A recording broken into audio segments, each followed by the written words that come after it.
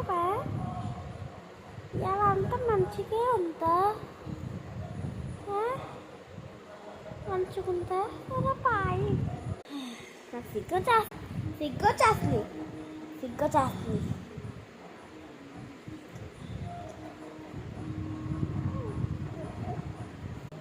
నీకెంత ఎందుకురా? నీకెత్తుందా? ఒక్కటి చేశాను సస్తో.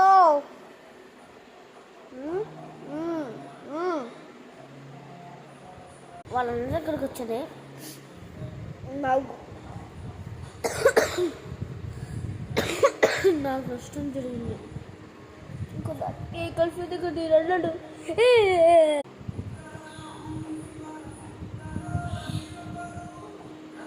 నా గర్ల్ ఫ్రెండ్ దగ్గర